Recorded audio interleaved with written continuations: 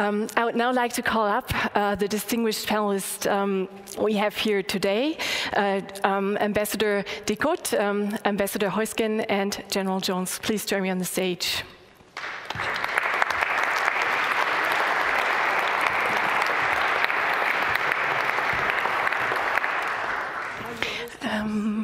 Yours is here? Yes. You're all the way over there.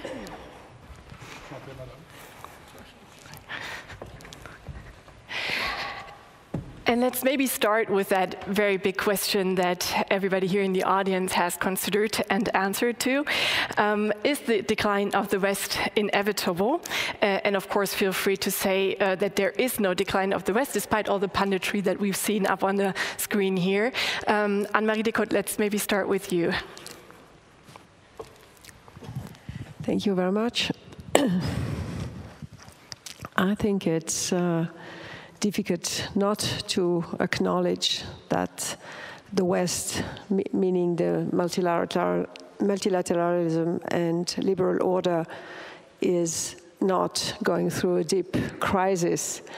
But I think there are ways and instruments to go through the crisis and find a way out of it. And I think the most important for us is to face the challenges, not ignore them, speak about them, and look for solutions, because we see this crisis as well in the Security Council, in NATO, and in Europe. So I think this is why we have to speak about the situation where things are blocked and see how we can find a way to speak together, face challenges, be quite frank with each other, and see the way out, and speak about the values more than on geographical, what is the West now. General Jones, is there a decline, and is it inevitable if yes? I'm sorry? Is there a decline of the West, and if yes, do you think it's inevitable? I just wanted to make sure I heard that question correctly. So I am absolutely convinced that the decline of the West is not only not going to happen, but to the contrary. I think that we will emerge from this period of time stronger and more united and more capable than ever before. But I will say that first of all, I would like to know what the definition of the West is now, because I think there's some, I'm not sure of what that club is, but I am convinced that this is not a military exercise. And as a former general, I can sit here and tell you with conviction that although military power is important, it is not the panacea for solving the world's problems. It is always the worst case, and obviously what needs to happen after the use of the military is as important as the use of the military itself, and we have to look at Afghanistan, Iraq, Libya, and places like that to see that's correct.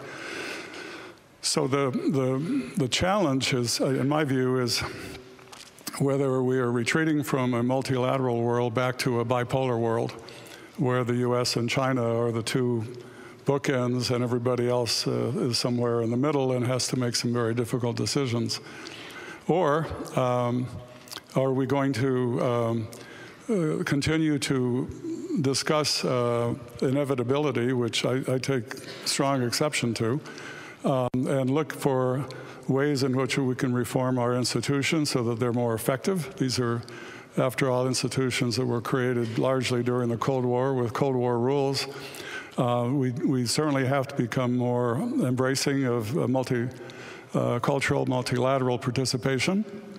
And we have to also have to be strong enough to say to other countries in the world that are behaving whose behavior is not in the best interest of civilization, in the way they treat their people, in the way they have long-term aspirations to conquer and dominate, whether it's economically, militarily, politically, culturally. These are things that I think the so-called West needs to embrace, and embrace firmly, and there can't be any hesitation about where we come down on those ideas, in my view. Mm-hmm. As you have raised the question yourself, what is the West? What is it to you? What comes closest to a definition of the West to you? I'm sorry? As you raise the question, what the West is, what's your definition? What do you think of when you... Well, I'm somewhat of a traditionalist. I mean, my family moved to Europe in 1946. I had the pleasure of being raised in France, outside of Paris, for 15 years. My parents worked in between Paris and Brussels for 27 years, so I am culturally European and by profession American, and that's a loaded statement.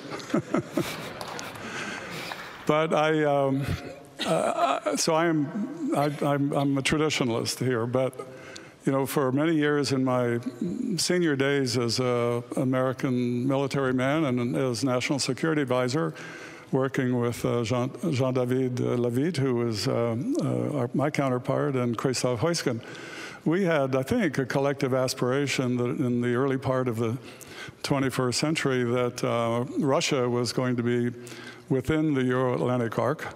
Unfortunately, it didn't work out that way. It hasn't worked out that way. But there was high hopes that that Russia would, in fact, become more part of Europe than less. And unfortunately, the return to the presidency of one particular man changed the course of that particular historical moment.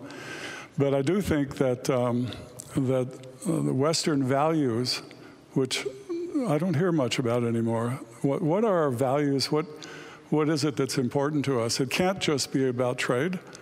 It can't just be about military power. It can't just be about the strength of our economies. The values that unites us here, about 71% of us, are very rooted in human rights and freedom and aspiration and freedom of speech and all of those things that we live by and we were willing to die by not too long ago. So I think that as we discuss this issue of Westlessness, we should unite not only around certain tangible things that are measurable, but also about the proposition of what we believe, what our values are, what we hold as important to our societies, and what we're willing to do things for to maintain. And you know, trade is important. But in my view, if we sacrifice trade to values, I come down on the side of values. Mm-hmm. Thank you. Thank you. Ambassador Heusgen, last but not least, how would you have answered this question? Well, I love the American optimism. It's always wonderful to be with Jim Jones, and I totally agree with him. First, if I may, I wouldn't use the expression West anymore, because this is still the old thinking, the thinking of East-West, the thinking of the Cold War.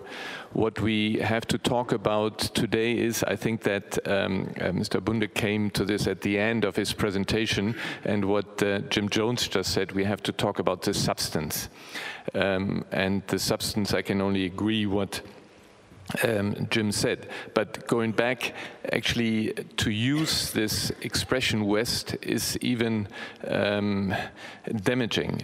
We have again and again, now I have, I don't know, it's a pleasure, the obligation to sit in the Security Council for 2 years. And again, we have this fight with our Chinese friends who say, you know, when you talk about the West, you talk about your values, and you have to accept that we have other values.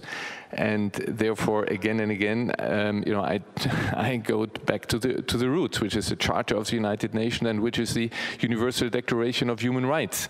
And this is universal. This is not West.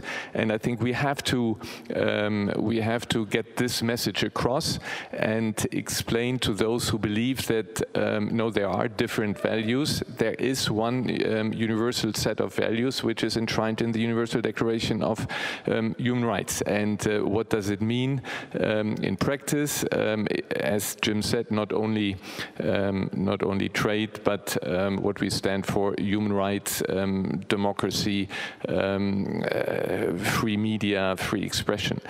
And again, coming back to Jim's optimism, yes, we have all the questions. We have the questions within our own societies, and we saw this on the screen. But at the same time, let's look around. Let's look what has happened in Sudan. Let's look what happened in Congo. Let's look at what is happening to the people in Hong Kong, in Taiwan, and see how in Russia right now there is so much nervousness that internet is closed. The opposition is even much more under pressure. And look what is happening in China.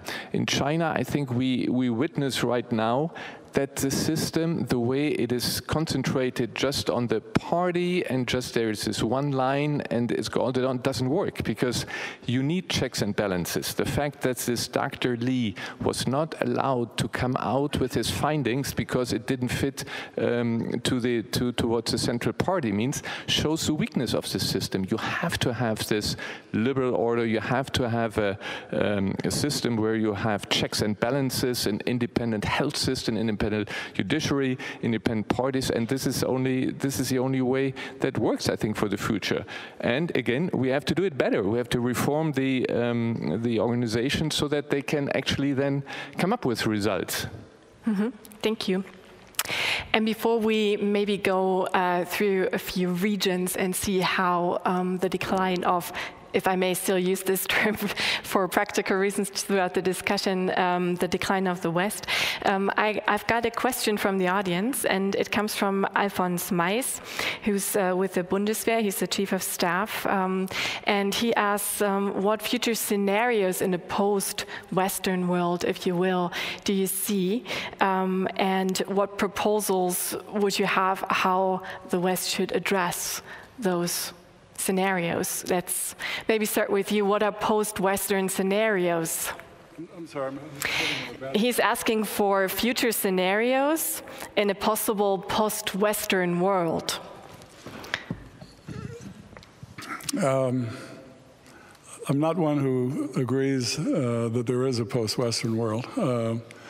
So it's hard for me to imagine a scenario where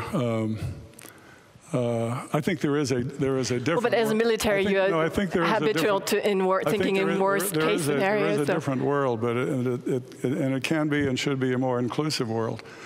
But it can only be an inclusive world if the rest of the world is willing to moderate its behavior so that we subscribe to human norms and values. It's hard for me to. It's hard for me to understand why the rise of China is given such tremendous importance. It is, in a certain extent, but by the same token, this is a country that is awarding citizenship grades for every citizen, which will affect the way they live, the way they travel, their basic rights. It's a country that has proven itself to want to penetrate our societies and essentially dominate our societies, regardless of the lip service to niceties and politeness and everything else. These are serious threats, and I think the door should be open to a more liberal order in the world and a more inclusive order in the world. But it also should be open only if we understand that we are seeking to protect the values that we hold dear in our democracies. Mm. And if it comes down to communism versus democracy, if that's the future, if that's the contest, there's no doubt in my mind, and I hope there's no doubt in this room, of which side we're going to come down on. Mm. And so I do think that while we're all going through a difficult patch right now, I think the rise of autocracies has been impressive in the sense of how quickly it's happened. I think we've been a little bit asleep at the switch in terms of what it means for us, but it's a very real challenge. And as I said, I don't think this is going to be resolved militarily. I think it's going to be resolved in other channels. I think certainly politically, diplomatically. Technology is one of the big, if you want to talk about contests in the world today. These are real challenges that we face. But I still believe the outcome will be that countries who are oppressing their citizens and who are trying to dominate politically, economically, culturally, in ways that are not in sync with our beliefs and our values, we will continue to have this struggle. But I would say that the open door should be there for modified behaviors, and I think we should do everything we can to try to encourage that behavior to be modified. Ambassador de Cote, can you imagine a post-Western world, and what would it look like? I think before trying to imagine a post-Western world, we should assess what's going on. I think that's the most important thing. We have as President Macron said in his speech on Friday, we have a big shift of paradigm in the whole strategic landscape that is in front of us. Things have moved, things have changed. We have also a shift of paradigm because you can't see exactly the border, the limits between competition and confrontation. There is also a big shift in paradigm concerning the technologies.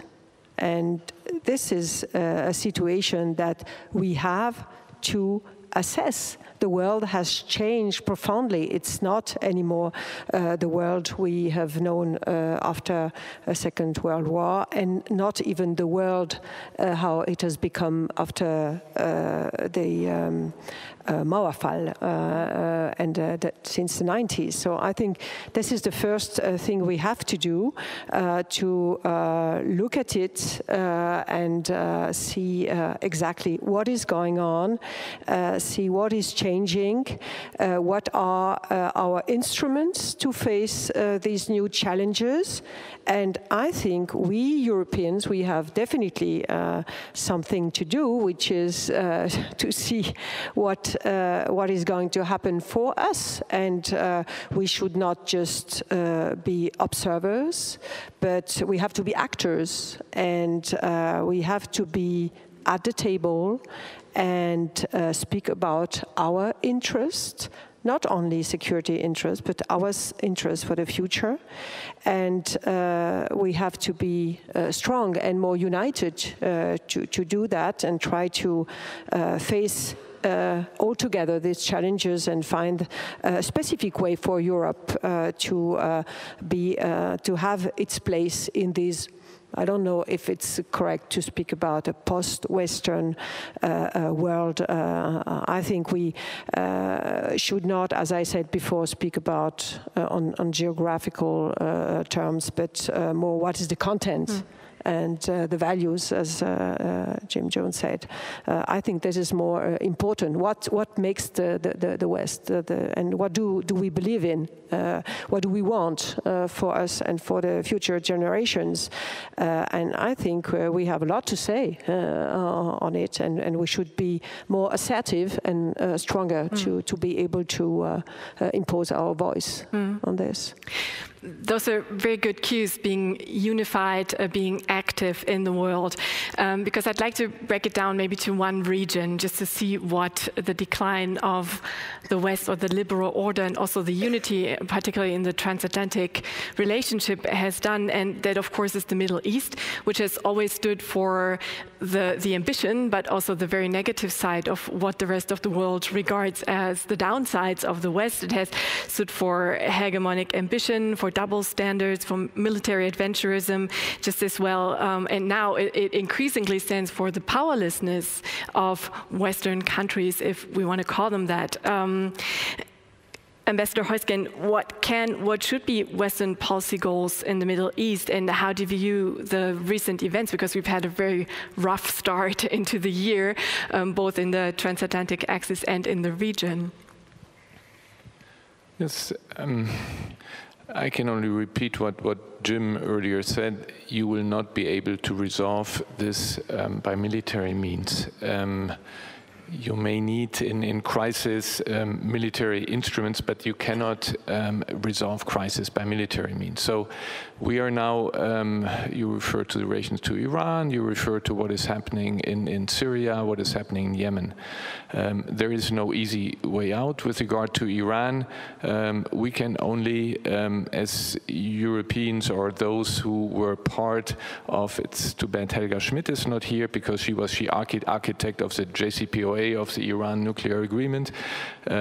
We can only repeat again and again that under the circumstances, this was the best possibility out to resolve a crisis, a looming crisis with Iran, getting nuclear bomb or breakout time really reduced to have this agreement. This was actually one of the best examples of diplomacy, this agreement. And this was then one of the parties said, we don't want to maintain it. When you look at the situation today, you have to question, are we better off than we were 3 years ago? I would say no. So what is the solution? Again, work for it, that there are talks, that you go back to the JCPOA or to the logic of it. I don't see any alternative, but at some stage I hope that everybody understands that maybe it wasn't that bad, and we are better off speaking to each other and seeing how we can find a balance there. Syria, we are where we are. Again, I don't see that we can do anything militarily. We can do the only thing, and this is what we do in the Security Council. It was mentioned before that Idlib is not on the agenda. It is on the agenda. Also, Germany has been actually asking for it to be on the agenda. We again and again criticize Russia and Syria for bombarding the region, looking at Idlib and others, and pointing at the fact that there are millions of refugees already, and the situation becomes more dire. But you have to raise it, you have to get attention to it, with regard to the future of Syria in the Security Council, we always say it is important to work for reconciliation in this country, to have the committee work that is supposed to work out a new constitution. We also say for reconciliation in the country, you need accountability. Germany has finance and is supporting a mechanism which allows for accountability. But if Russia in this doesn't follow this way, then it's very difficult. But if you work for it, if you repeat it again and again, and you have to hope that some stage people will understand that this is a way forward. So you have to insist on it. You have to insist that international law, international humanitarian law is observed, and the more you have doing this. And let me just respond also to the question what we should do, and we should continue to insist on the universality of the Charter of the Universal Declaration of Human Rights and what is in there. And last September, in the high-level week in New York, we had an initiative by Germany and France, the two foreign ministers. They launched this Alliance for Multilateralism.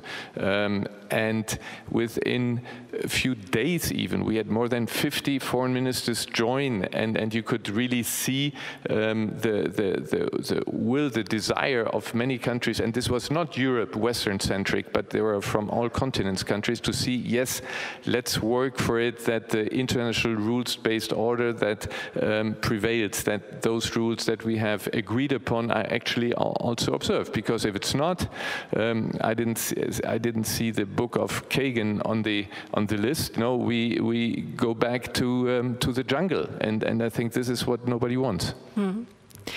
But speaking of negative post-Western scenarios, and I'd like to play this back to you too, because you know the region very well.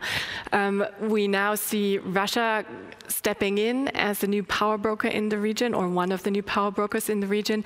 Is this something that can be reversed, from your opinion? So your question is, I think, quite correct. But let's remember that Russia is a country with the GDP of the state of Maryland in the United States. There's only so many things that Russian intervention can participate in and can meddle in.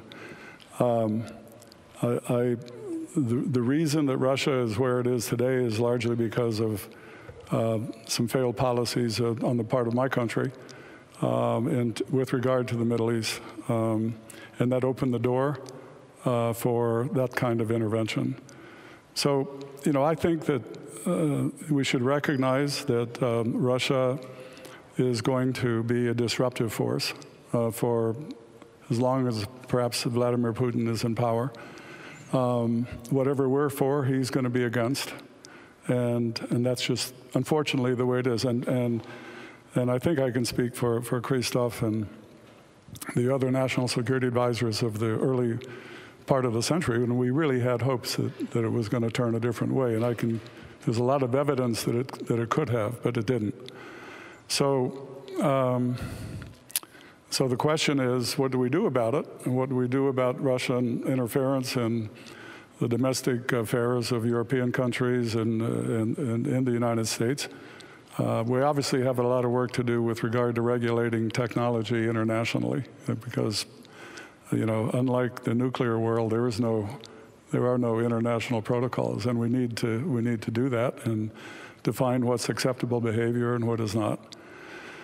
But you know, unless and until we are willing to do things short of war that would change behavior on the part of the Russian government and clearly state what's acceptable and what's not acceptable, I think we're in this period of constant meddling and constant disruption. I'd like to just make one other statement about possible near-term success that the West could have, and that is with Iran. I've never seen a period of time when, other than going back to the days of the Shah, when the people of Iran are so ready for a change in how they're governed.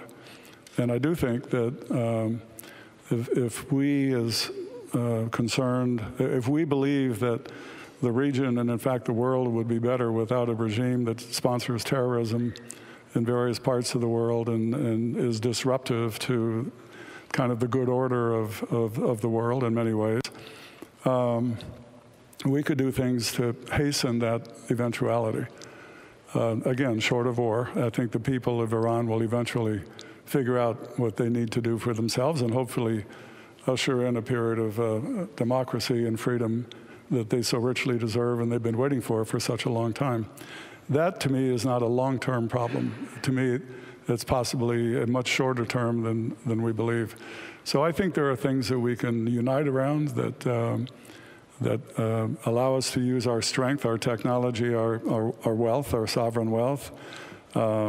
There's other areas where we can cooperate to make differences in the world, like how we use energy. And I just think there's an abundance of things that we could do to shape the world and move it in the right direction. Mm-hmm. I've got one question, and it comes from Roderich Kiesewetter, who's a representative of the CDU and also a member of the Foreign Affairs Committee at the Bundestag. And he doesn't relate it to the Middle East, but of course you could. And I'd like to put it to you, Ambassador de Cote. Is Donald Trump rather a spoiler or a catalyst of Western cohesion? I think you could also relate it to the European Union. Is he a catalyst of European cohesion, particularly when you look to the Middle East, or is he a spoiler?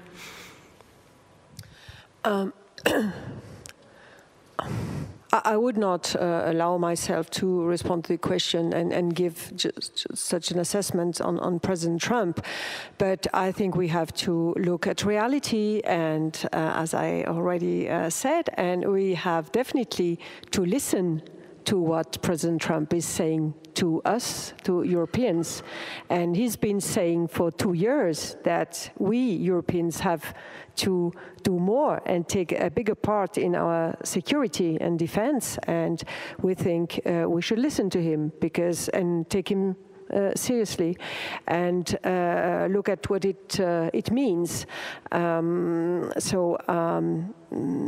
Maybe, of course, we want to be positive, and we are definitely optimistic, so we would see him more as a catalyst, maybe. But at the end, the question is, what is the situation we are facing? What do we need? What do we want, we Europeans? And the question is not, do we want to develop our security with or against America? Of course with America, of course within NATO. But we have to be stronger within NATO, and this is also what is expected from us. If we look at the situation, of course I do completely agree with what Christoph Heusgen said on multilateralism and the fact that we have to always try our best to explain that only through diplomacy we can face some very difficult situations, not with a war. But at the same time, we have to be very realistic and see that power means something, and that's why we should not have our voice and diplomacy as the only instrument. We have to be credible. We just spoke about Russia, and I think we are not credible for Russia as Europeans. That's why Russia is always trying to play against us and dividing us and playing a very negative role and being trying to interfere also in national political processes and so on. So I think we should also in this case show more unity and force and not be afraid to speak about it, quite frankly. Mm-hmm. So how far has Europe come in those 3 years since Donald Trump came into office? I think there is of course, we are facing a lot of challenges at the same time, because we have new challenges on the international scene, and we have the challenge of the relationship with Donald Trump. But at the same time, we have big challenges inside Europe because of the Brexit, which is an enormous challenge, and we are still facing, and negotiations that are starting will be probably very, very tough. And we are facing also challenges with our public opinions and the political shifts that we can observe also in France. So this makes us probably a little bit weaker, but that's why we have to be honest and have the courage to sit at the table and face all these challenges, speak about them and not ignore them. Mm. And maybe one last question to this, which comes from Christian Fischbach from BW Consulting, and it relates to how Europe develops. What do you expect, what does France expect from the German Council presidency? What initiatives would be necessary from the French point of view to have more Koreans to use that catalyst momentum? I think the German presidency is getting ready for a very ambitious presidency, and we are very, how do you say in English? Say la confiance. Faithful? confident. We are very confident in the capabilities of German presidency to make it a big success. We have to face challenges concerning Europe, the future of Europe, how many the money we need for the coming years, and a relationship with China. So we have a lot of things on the table, and I think that will take us quite many steps ahead. Mm-hmm. Before we open it up, because the questions keep pouring in and I can't take them all, so I will open it up to the audience soon. There's one thing I'd like to address with all three of you, and that's the crisis within. And Tobias Bunde has spoken about that too. Ambassador Heusgen, are those who criticize the liberal West, and some of them are within liberal democracies or formerly liberal democracies, Viktor Orban, Donald Trump, are they right? Have Western elites in some ways failed Western people?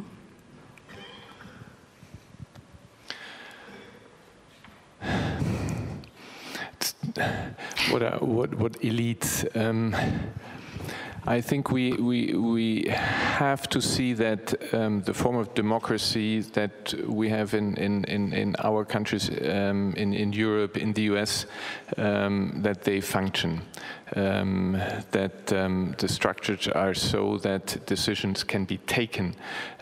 We have to see also, which I consider one of the biggest challenges, I see this in the US, I see this in Europe, is for our societies is income disparity. The US has the biggest so-called Gini coefficient of the Western world, which has something to do with developing of class societies and elites, money elites. I think we have to see that this is looked at, because if you have a polarization in societies, this actually leads to this populism that we are witnessing. So we need to work much harder with digitalization and all the challenges. We have to look at our education system, which is key for new generations to cope with the challenges which are more complex than they were. So I don't know what an elite is. You have an elite, cultural, economic, political elites, but we have to see that the coherence of our societies become stronger. Mm-hmm. Anne-Marie de Cotte, France is often cited as one of the major examples where you can really see the outrage on the streets. What's your analysis? Is this something that's going to continue to grow throughout Western countries, or have we reached the high point and can now do better? It's quite a difficult question, and I think this is one of the biggest challenges right now. Anyway, I'm speaking about our country, and this is how our president and prime minister see it, and they know they have to have success in their reforms, because they think it's the only way to allow our country to go forward. We have already some good results on the economic front from reforms that have been made in the last 5 years, and also in the last, of course, the reform that have been made last year cannot have yet a big impact, but we think it can only make things better. But at the same time, we see that there is a profound insatisfaction in our population, and this is also a huge challenge that we face, where we have to look at new ways of organizing the dialogue and giving everybody the opportunity to speak and be confident that the result of this dialogue will be taken seriously. This is a big challenge for our representative democracy, and yeah, we have to find new political forms of organizing and refounding the cohesion of society. Mm-hmm. General Jones, what's your expectation? What's going to happen in November 2020? Will the Trump coalition of the outraged bring him back into presidency? Will the outrage rule for another 4 years? You're asking me to predict an American election? Well, just an educated guess, if you like. Well, actually, as I was listening to my colleagues in their dialogue, I was struck by the fact that we are hearing a lot about socialism in our election, which is somewhat stunning to me. The Democratic Party seems to, at least the majority of them, seem to have received a different education than I have in terms of history. I don't think that, I can't predict the election, but I would say that I think most Americans want a more centrist position on both parties. And I think that if we let the extreme right and the extreme left dominate the dialogue, some very, very interesting and not helpful things could happen. But I don't think that's going to happen. I think the American electorate always looks for the more of a central position from both parties, and I think to the extent that, well, we know what the Republican candidate's going to be, but to the extent that the Democrats can come up with a candidate that reflects that political mainstream, I think this discussion about socialism is doomed to the ash bin of history. So we'll see what happens, but in any event, I think it will be a contested election, and we'll see. I mean, really, the onus is on the Democratic Party now to find the candidate that can offset the statistical results that our president has posted, which will be a challenge. Mm-hmm. Well, thank you very much, and let's now open it to your questions. I've got a few more here, which you could maybe ask yourselves and personally. One comes from Johannes Ahlefeld. Is he still around from Social Democrat? Yeah. Yes. Yeah. You want to ask a question? No? Okay. Okay. My question would have been, is the decline of the West per se a negative trend? It's almost natural, coming from a hegemonic position after the end of the Second World War, that it's going down somehow. And we've been trying to promote other regions, especially as the European Union, be it the African Union, Mercosur, or ASEAN, in kind of putting the house in order themselves. Could that be a way ahead? Who wants to take that question? Would you like to?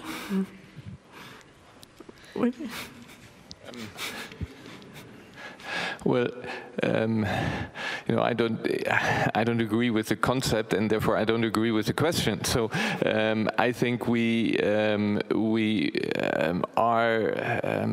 what I said earlier about the French-German initiative of this alliance of multilateralism, where we want to really promote the values of the Charter. We want to value a rules-based international order, and I think we are making progress. And it's not a decline of the West, but I think it's an advance of those who are for what the UN Charter stands for, what a rules-based international order stands for, what human rights stand for, free media, etc. stand for. So no, we are not. It's not a decline, but it's something we have to work for. And I see also, as Jim said at the very beginning, I see no reason to despair.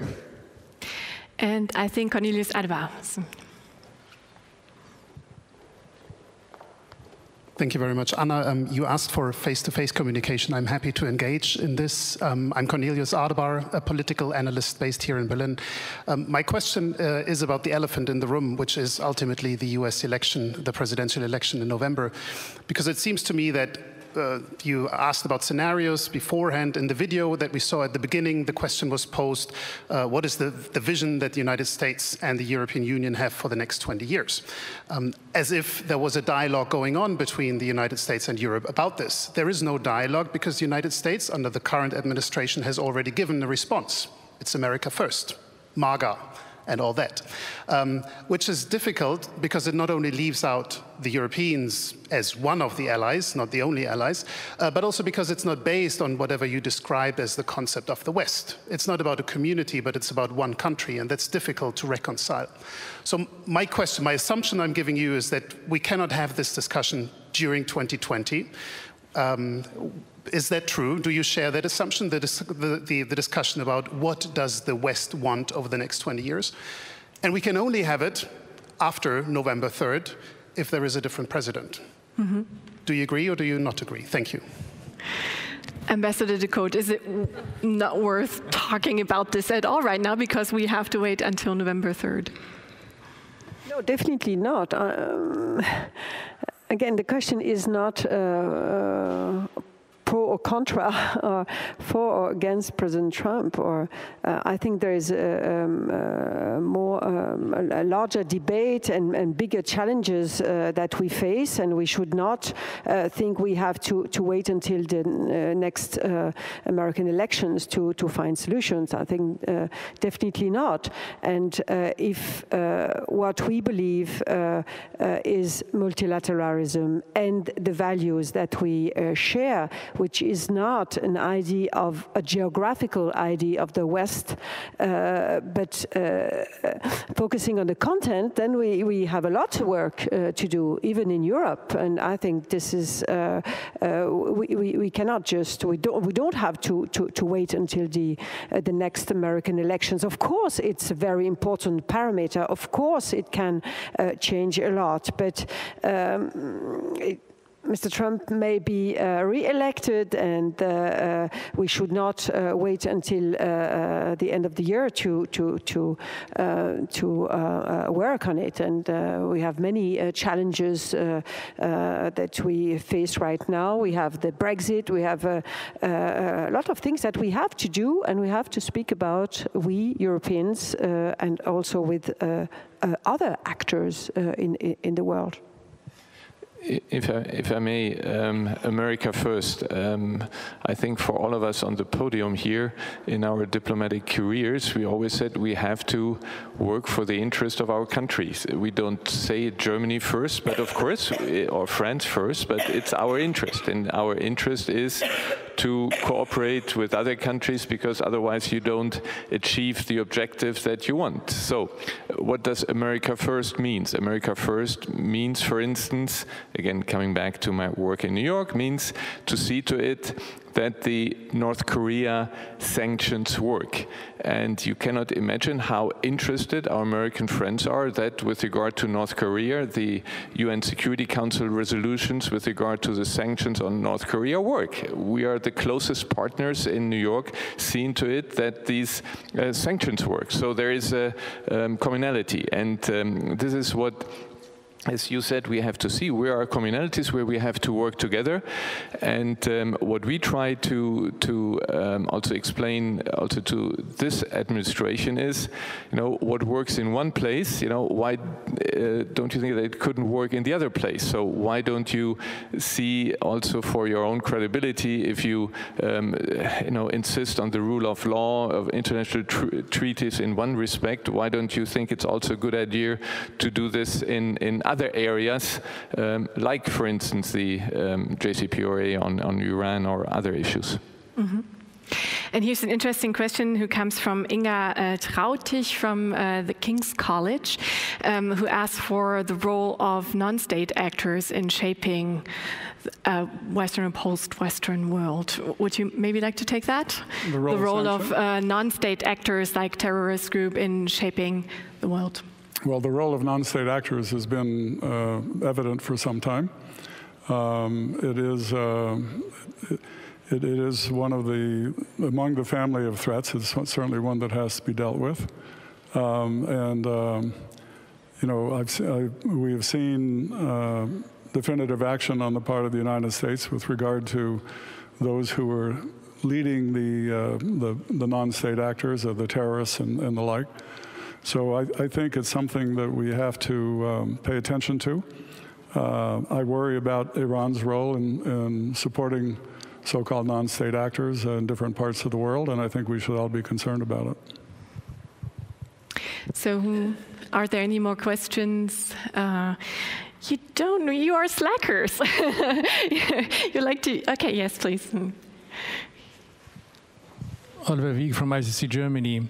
In the Munich security report, you find an opinion poll by Eurobarometer saying that 74% of European citizens support a common defense policy, and still 66% support a common foreign policy of the EU. Why is it not happening? Would you like to take that question? I'll take the military question. Okay. I can take the political question. These figures have always been like this. When you have questions, you know, where is Europe, and then the population thinks, yes, this is exactly on foreign and security policy. But in the end, foreign and security policy is at the core of national sovereignty. And while you know, you have general speeches where everybody is in favor of this, when it comes to then concrete challenges, concrete issues, you have the national reflex, and this is something we have to overcome with a stronger European foreign policy. I belong to the 66%, or how many you have? Mm-hmm. Yeah, I think Christoph is right. I mean, of course we all want, and the majority of people want to have but coming to very specific issues, it's more difficult. And even on Venezuela, we could see that Europeans needed more than 3 weeks to get to a common position. So this is something we have to learn and work on, I think. Definitely. It will not be easier, but as I said many times since the beginning of our discussions, there are many issues we have to face, not to avoid, not to escape. We have to face difficult issues and speak very frankly together and try to find solutions, being convinced that we have to have solutions for us Europeans. And just wanted to add one word on non-state actors. Of course, we have on terrorism, non-state actors, but I think I was thinking also on the positive part of the NGOs and the big role the non-state actors are playing now in multilateralism and conferences, as we could see it on climate, but also on other issues. And I think many NGOs are doing a very, very important work on the ground, also humanitarian work. And I think this is something that is very important, and these actors have to be recognized, and they have to get their space too. Yes. Yes. Yeah. I see a few uniforms in the audience, but I'll just simply say that, in my opinion, the European security issues is absolutely valid thing. I don't think this is a military problem on how to do this. This is not a military problem. We showed that, we demonstrated that in the Balkans in around 2003, 2004.